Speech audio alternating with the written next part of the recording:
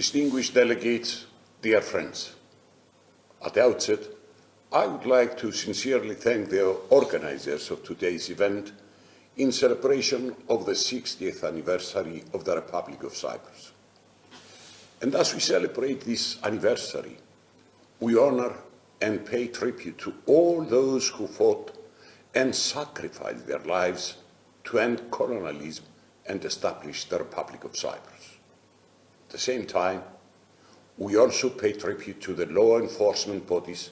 and the volunteers who defended the existence of the Republic of Cyprus in 1963-1964, but also to all those who heroically sacrificed their lives or fought in defending the sovereignty and territorial integrity of the Republic during the illegal Turkish military invasion of July 20th, 1974. Dear friends, ever since, the people of Cyprus still suffer from the tragic effects of the invasion, amongst others, the military occupation of 37% of our country, the forcible displacement of 40% of its population, the usurpation of our properties, the destruction of our cultural heritage, the international alteration of the traditional demographic population composition of the island through the illegal implantation of thousands of settlers, the Islamization of the occupied areas, and the humanitarian issue of the unanswered fate of the missing persons. My dear friends, unfortunately ever since, and despite the genuine efforts and constructive engagement of both mine and my predecessors in reaching a viable and functional settlement, Cyprus, due to the intransigent stance by Turkey, through its well-known notion, the winners take it all, remains the last divided European capital. The last example was the 2017 conference on Cyprus at Grand Montana, during which there was an unsuccessful conclusion of the negotiations attributable to Turkey's insistence on maintaining the anachronistic Treaty of Guarantee and the right of intervention, as well as a permanent presence of troops. An approach which ran contrary to our capacity as an EU member state and the explicit remarks of the UN Secretary General of June 4th, 2017, following his meeting with the leaders of the two communities, that, and I quote, progress in the chapter of security and guarantees is an essential element in reaching an overall agreement and in building trust between the two communities in relation to their future security. Ladies and gentlemen, this year finds our country in a particularly difficult situation as we face new violations by Turkey of the international law and the sovereignty of our country, either through illegal drillings in our exclusive economic zone or threats for the imminent opening of the defense city of Varosha under Turkish military control. That is why we are exhausting all means available through a diplomatic marathon of bilateral contacts, always in close consultation with our partners in the EU, Greece, as well as the United States and other friendly countries which share our position and have repeatedly condemned Turkey's actions. And they have condemned Turkey's behavior since it obviously runs contrary to international law, the relevant UN Security Council resolutions, and the UN Convention on the Law of the Sea. To this end, the upcoming Council of the European Union of October 1st and 2nd is of vital importance in ensuring that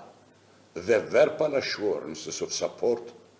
are finally matched by decisive actions vis-à-vis Turkey. It is our clear position that this is the only way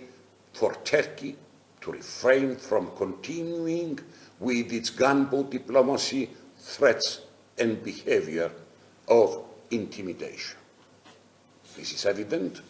by the recent example of the de-escalation of the crisis in Aegean. The case of Cyprus, unfortunately, so far the policy of approachment has fully failed, taking also into account that a few days prior to the postponed European Council of 24th and 25th September,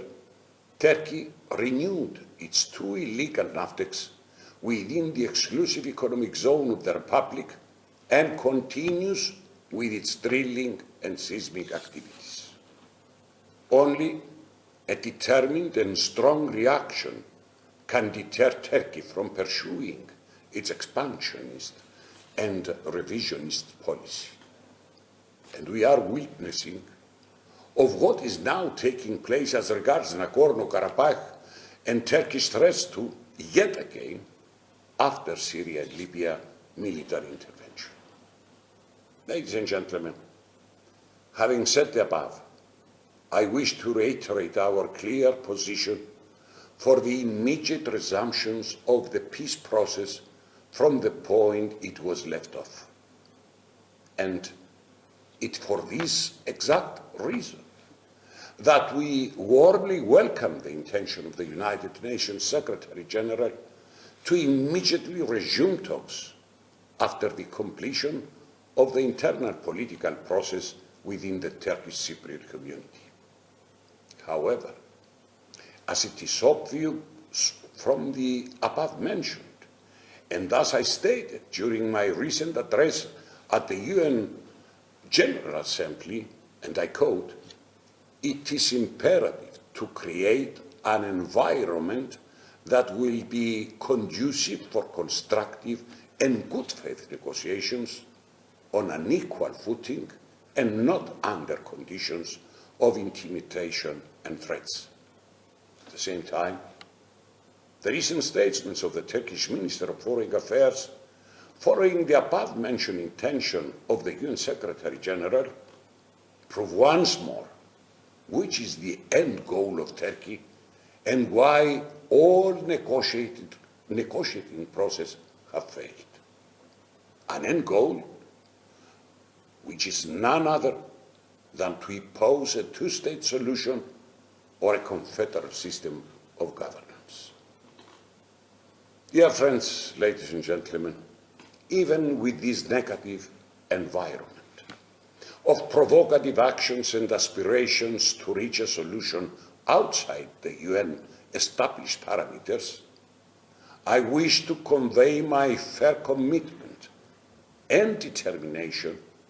to use all diplomatic means available and to exert every effort possible in order to reach a settlement that will fulfill the vision of our people to live in a European country truly independent and sovereign, free from foreign troops and rights of intervention, ensuring conditions of stability for a safe, prosperous and peaceful future. A settlement which, in order to be lasting, should be viable and functional, taking into full account the sensitivities and concerns of both communities. Distinguished friends, it would be amiss on my behalf if I did not extend my sincere gratitude and appreciation. We are truly proud and grateful for your dynamism, your patriotism, your genuine love for our homeland and the support of our traditions, culture and language. On behalf of the government, but also of the people of Cyprus, we thank you once again for your tireless efforts in advancing our national interests, and I wish to assure that the Republic will continue supporting you in all possible ways so that you can further advance our common objectives. I do hope that next year we will be able to celebrate the liberation of our country from the Turkish military troops and the reunification of our homeland through a settlement that will ensure the peaceful coexistence and prosperous future of all the people of Cyprus. Thank you. Thank you very much once again.